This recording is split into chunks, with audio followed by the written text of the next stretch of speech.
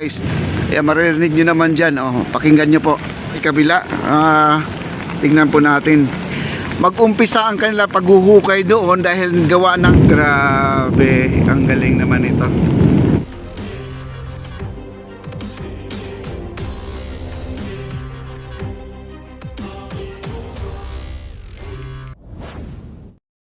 Alright mga kaibigan, nandito muli tayo sa ating update. At di po natin naabutan itong ating backhoe.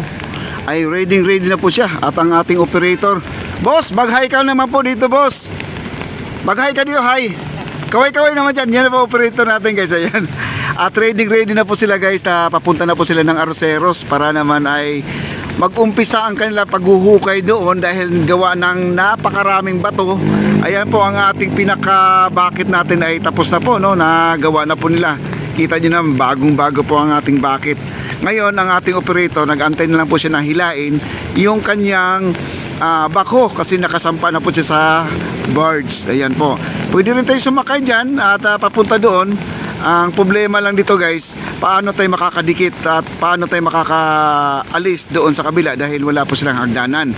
At ganun pa man, sa ngayon dito, ang ating crane ay nandito na. Ayan yung pangalawang crane sa likod. Nandiyan na po sila, nagpapalo na po sila dito.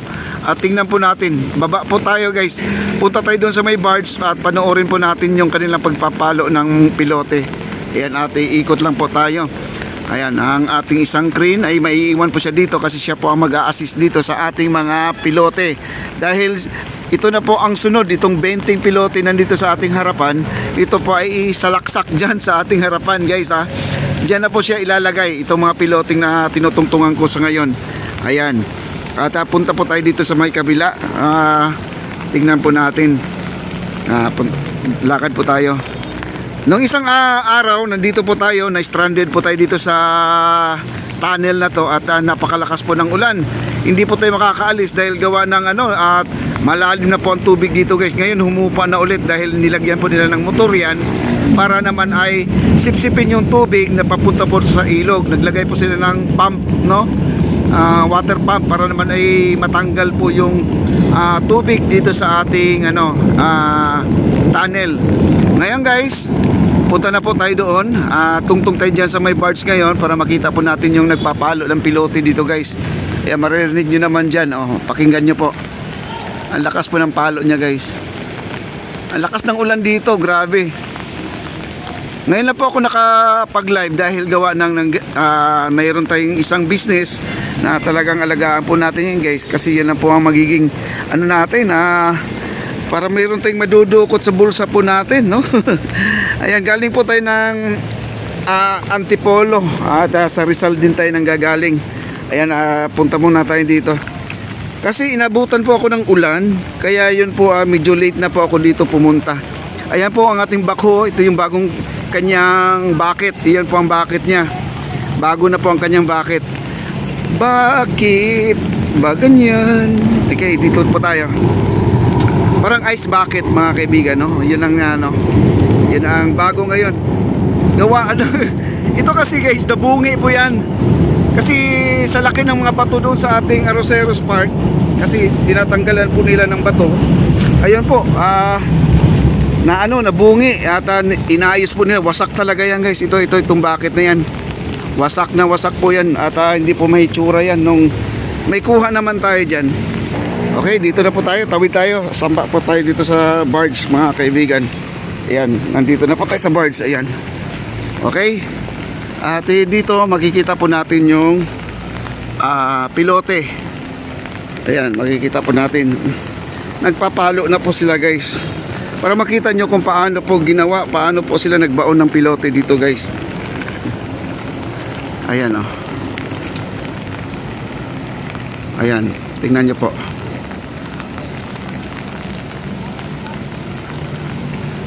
Kita nyo naman yung mga tao nila dyan. Complete gear po sila. Nakakaputi talaga sila, no? Kahit na umulan man umaraw, tuloy po ang kanilang trabaho. Hindi po nila pwedeng ihinto ito, guys. Kahit gabi, nagtatrabaho po sila. Kaya lang, hindi po tayo pwedeng pumunta sa gabi dito dahil delikado. Tayo lang po ay umiiwas po, guys, no? Ayan. Ngayon lang po tayo nakabalik dahil gawa ng meron tayong pinuntahan kanina Ayan, at tama-tama nakarating po tayo ng Maynila mula sa Antipolo. Ay dito na po bumuhos ang ulan. Ayan po, at sila na po ay magpapalo ngayon. Kumakaway pa yung isa doon, oh. Ayan, oh, kumakaway, oh. Kasi ang maso nila guys sa itaas, nakita nyo yung tali nandyan, oh. Ayan, nakabinbin yung tali na yan. Kumbaga nandyan yung kanilang maso. Andyan ang maso, yung tali na yan na dalawang tali nandyan, oh. Yun po, medyo timon po yan, nagtitimon para yung yung guide, pag tinanggal nila doon sa nakatungtong sa pilote, kasi yan merong, alam mo yung yung kawayan na luthang. Doon po isushoot po yan. Pero ngayon naman ay nakashoot naman siya, kaya alalay lang muna. Pag tinanggal po yan, yun po ang magiging guide po, yung taling dalawa dyan nakabinbin. Yun po ang, para hindi magsiswing. Kapag nagsiswing yan, hindi po mapipigilan yan. Kaya yung ang tali niyong hinihila-hila po nila yan. Ayan, abangan po natin.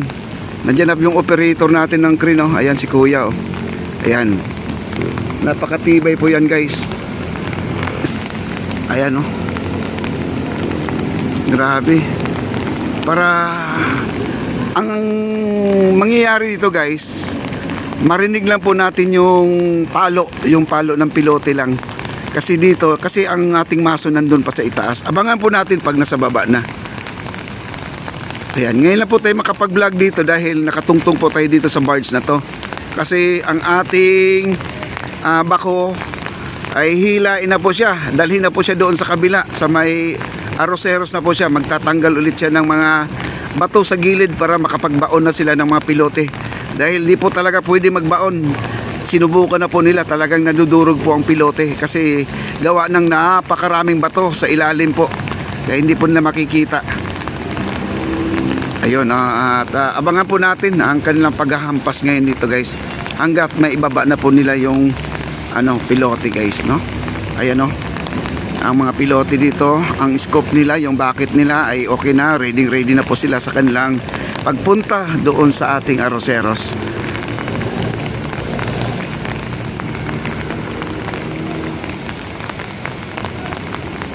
Ayan na, umangat na po yung bakal guys. Umangat na. Maririnig nyo yung hampas, talagang umuusok yan guys sa sobrang lakas po.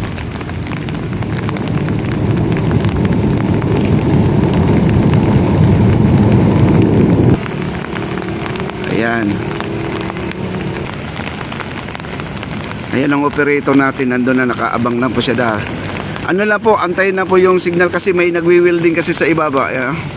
Siguro yung guide yan guys, yung guide, baka bumitaw yung guide. Kaya bumitaw sa pinagkakapitan ng welding, kaya ni-welding siguro ulit yan, no? Ayan, hula-hula lang po tayo guys. Kasi nahinto po ang kanilang paghahampas ng pilote, pagmamaso nila. Ayan, nag-welding po sila sa gilid. Ayan, nakikita nyo.